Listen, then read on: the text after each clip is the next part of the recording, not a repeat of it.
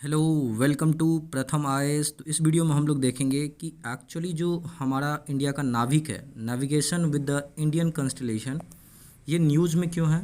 देखिए, हुआ क्या है आपको कि नाविक जो इसरो ने बनाया था, इसरो अब क्या कर रहा है इसको कि अपने जो गवर्नमेंटल एप्लीकेशंस है उससे कहीं ज़्यादा एक्सपैंड करके वो कमर्शियल फॉर्म में इसको इम्प्लीमेंट करना चाह रहा है। आपने देखा होगा कुछ दिन पहले चाइना की जो बैडू है, वो भी ग्लोबल टाइम्स में एक रिपोर्ट आया था कि उन्होंने क्या किया आपको कि वो अपने बैडू को एक्सपेंशन, हालांकि अगर आप देखोगे तो नाविक के रिस्पेक्ट में चाइना की जो बैडू है वो बहुत ज़्यादा एक्सपैंडेड है। ऑलरेडी पाकिस्तान उसको यूज कर रहा है, ठीक है, बांग्लादेश भी उसको कहीं ना कहीं कुछ कुछ फॉर्म में आपको यूज करता है। तो इस यहाँ पे हम देखने वाले हैं कि एक्चुअली नाविक करना क्या चाह रहा है। तो जैसा कि आप यहाँ पे देख रहे हो कि फर्स्ट टाइम इसरो क्या कर रहा है, वो अपने सारे फ्यूचर्स के जितने भी सैटेलाइट होंगे ना, उसमें L1 फ्रीक्वेंसी की जो रडार है वो यूज करने वाला है यहाँ पे, और जानेंगे कि एक्चुअली ये L1 क्या होता है। तो देखिए, अगर आप देखोगे तो L1 फ्रीक्वेंसी जो है एक तरीके से ये one of the most commonly used frequency होता है in the global positioning system, चाहे वो GPRS हो या ग्लोनास हो आपको रशिया का, ये सब जो है L1 फ्रीक्वेंसी। क्योंकि होता क्या है कि इस पार्टिकुलर पोजीशन पे रखने के बाद जो है ना, जो आप ये बोल सकते हो लोकेशन है अर्थ का, वो एक तरीके से सन के रिस्पेक्ट में बिल्कुल फिक्स दिखता है, ताकि आपको एक पोजीशंस की जो है ना सारी जानकारी with high resolution and close proximity के साथ जो है ना यहाँ पे आराम से आप उसे यूज कर सके। और ये सब सारी चीज़ें इंपॉर्टेंट होती है जब आप एक जगह से दूसरे जगह नेविगेट करना चाहते हो, ठीक है। और साथ साथ जैसे आपको पता होगा कि मान लीजिए आप चल रहे हो, तो जब आपको वियरिंग डिवाइसेस होती है, चाहे वो आपका घड़ी हो वियरेबल, जहाँ पे आप अपने स्टेप्स को काउंट कर सकते हो, अपने ब्रीथ रेट को, ठीक है, अपने एक तरीके से बोल सकते हो ऑक्सीजन लेवल्स को, तो इन सब चीज़ों के लिए जो है ना पोजीशंस बहुत इंपॉर्टेंट होता है। और करना भी यही चाह रहा है आपको नाविक के थ्रू यहाँ पे इसरो, कि जो भी पर्सनल डिवाइसेस है, चाहे वो सिंगल फ्रीक्वेंसी चिप्स की, वो सभी यहाँ पे यूज हो। बट आप लोगों के लिए हम लेकर के आए यहाँ पे एमसीक्यू है with respect to the nation determined contribution, जो पेरिस एग्रीमेंट के अंतर्गत था 2015 में। तो 2030 तक सभी देशों ने एक तरीके से अपने अपनी कंट्रीब्यूशन के लिए क्लाइमेट फाइट में एक एम रखा है, ठीक है। तो आपको बताना है कि इन दो स्टेटमेंट में से इंडिया के कंसर्न में कौन दोनों सही है। पहला है कि क्या इंडिया अपनी इमिशन इंटेंसिटी को कम करना चाह रहा है भाई 35% कंपेयर टू 2005 लेवल, और दूसरा है कि क्या 50% ऑफ कम्युनिकेटिव जो हमारी total overall installed electric power है वो क्या नॉन फॉसिल फ्यूल होंगी। तो आपको यहाँ पे बताना है, बताइए। हम इसका आंसर वीडियो के लास्ट में देखेंगे जरूरी है। तो डिटेल्स में चलते हैं। जैसा कि आप यहाँ पे देख रहे हो ये नाविक के बारे में, तो नाविक जो है आपको पता होगा, ये शॉर्ट में इसका नेम है अनऑफिशियल, बट ऑफिशियल नेम क्या है इसका, तो Indian regional navigation satellite system.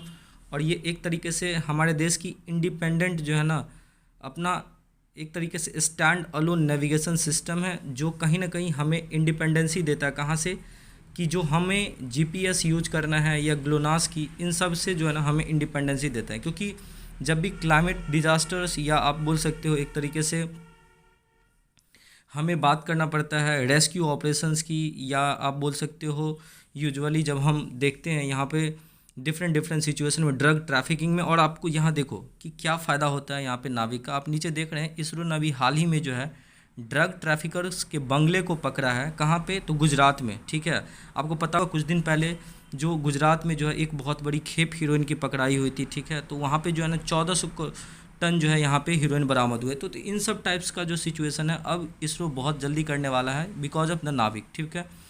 Originally अगर आप देखोगे तो नाविक का जो ब्लूप्रिंट रखा गया था 2006 में रख दिया गया था, लेकिन ये 2011 तक जो है आपको इसको एक्सपेक्टेड हो जाना, बट हुआ नहीं कुछ कारणवश से, और ये जो है अब 2018 से जो है ना ऑपरेशनल हो गया है, ठीक है।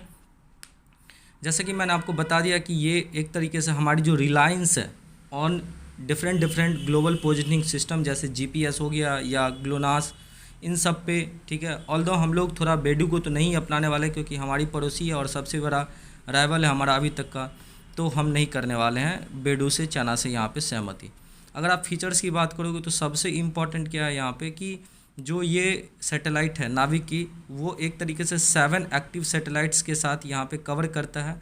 और साथ साथ इंडिया की लैंड मास से लेकर के ये एक तरीके से 1500 किलोमीटर जो है ना, आपको हमारी बाउंड्री से बाहर भी आपको ये क्या करेगा, तो कहीं ना कहीं हम पाकिस्तान, चाइना और दूसरे भी कंट्री पे यहाँ पे हम लोग क्या कर सकते हैं, अपनी जो हमारी बाउंड्री वाली कंट्री है उसे हम कवर अप कर सकते हैं। ठीक है, इसमें जो 3 सैटेलाइट है वो जियो स्टेशनरी ऑर्बिट में है, और जो 4 सैटेलाइट है टोटल वो कहाँ पे है, जियो सिंक्रोनस। देखिए ये दोनों जो है बहुत इंपॉर्टेंट ऑर्बिट होता है, जैसे जियो स्टेशनरी और जियो सिंक्रोनस। देखिए जियो सिंक्रोनस होता है कि इसके रिस्पेक्ट में ये बेसिकली जो है ना, जियो सिंक्रोनस 36,000 किलोमीटर ऊपर जो है, एक तरीके से ये एक पॉइंट होता है जहाँ से हमें अर्थ एक तरीके से क्या दिखता है, तो कांस्टेंट हमेशा दिखता रहता है एक पार्टिकुलर पोजीशन। ठीक है, तो geosynchronous orbit is a high earth orbit that allows satellites to match earth rotation. ठीक है, अगर आप आगे देखोगे तो ये लोकेशंस लगभग मैंने आपको बता दिया कि हमारे इक्वेटर से 36,000 किलोमीटर ऊपर होता है, और इस तरीके के पॉइंट को एक तरीके से आप बोल सकते हो जहाँ पे हम वेदर कम्युनिकेशन से रिलेटेड जो भी हमारे सैटेलाइट होते हैं उसको हम यहाँ पे सर्विलेंस के लिए रखते हैं। वही अगर आप इंटरनेशनल स्पेस स्टेशन को देखोगे, ठीक है, तो जो आपका जियो स्टेशनरी ऑर्बिट होता है ना, वो एक तरीके से special case of Jio synchronous orbit होता है। और दूसरा इसमें क्या है कि जो टाइप्स ऑफ सर्विस है ना, it will provide 2 types of service. पहला क्या है, तो एक तो हमें ये स्टैंडर्ड पोजिशनिंग सर्विस देगा टू ऑल द यूजर, और दूसरा इससे जो है ना हम एक तरीके से रेस्ट्रिक्टेड सर्विस जो हम मिलिट्री यूज के लिए, या आप बोल सकते हैं काउंटर टेररिज्म में, जहाँ पे हम लोग यूज करेंगे किस चीज़ का, तो हम लोग यूज करेंगे यहाँ पे specially by the internal security. दूसरा इंपॉर्टेंट है कि ये लगभग 20 मीटर्स के आसपास क्लोज कांटेक्ट में हमें फिगर दे सकता है, 20 मीटर्स के बीच के डिस्टेंस को भी ये बता सकता है। तो इस तरह की कुछ इंपॉर्टेंट चीज़ें यहाँ पे आपको ध्यान रखना था नाविक से रिलेटेड। अब चलते हैं हम अपने एमसीक्यू की तरफ। तो हाल ही में आपको पता होगा कैबिनेट ने अप्रूव किया था इंडिया की जो एनडीसी नेशनली डिटरमाइंड कंट्रीब्यूशन होता है, और उसमें हम लोगों ने COP26 में जो प्राइम मिनिस्टर ने पंचामृत की बात किया था, उसके अंतर्गत हम लोगों ने क्या किया कि अपनी एनडीसी को जो है ना अपडेट किया। जो गोल था 2070 का, वो तो हम नेट जीरो होने की टारगेट को फिक्स करके ही रखे हैं, जबकि जो टोटल हमारी जो इमिशन इंटेंसिटी था, ठीक है, उसको हम लोगों ने यहाँ पे 45% अप कर दिया बाय 2030। तीसरा, प्राइम मिनिस्टर ने ऑलरेडी एक लाइफ इन्वायरमेंट जो लाइफ मिशन था उसके लिए बात कर रहा था, लाइफ स्टाइल फॉर इन्वायरमेंट, तो हम ये चीज़ भी यहाँ पे ध्यान रखेंगे। उसके बाद आप यहाँ पे देख रहे हैं जैसे कि 2030 तक 2005 के लेवल के हिसाब से 45% हमारी इमिशन इंटेंसिटी रिड्यूस होगी, और टोटल जो हमारा ओवरऑल क्यूमुलेटिव फ्रीक्वेंसी है, ठीक है, ये एक तरीके से 50% इलेक्ट्रिक फोसिल फ्यूल के साथ होने वाला है। तो 35% से बढ़ा के 45% कर दिया। तो आप अगर चलोगे अपने एमसीक्यू की तरफ तो आप देखोगे कि यहाँ पे क्या इंपॉर्टेंट है कि ये यहाँ पे 35% बोल रहा है, तो पहला ऑप्शन यहाँ पे गलत है, वो पहले था, अब अपडेटेड फॉर्म में 45% हो गया है। और जो एक्टिव क्यूमुलेटिव जो इलेक्ट्रिक हमारी जो होगी वो नॉन फॉसिल फ्यूल से होगी, तो दूसरा करेक्ट है। तो यहाँ पर ऑप्शन हो गया आपका बी। उम्मीद करते हैं सेशन अच्छा लगा होगा। अच्छा लग रहा है तो प्लीज़ हमारे चैनल को सब्सक्राइब कीजिए। Thank you so much for watching this video. बहुत बहुत धन्यवाद।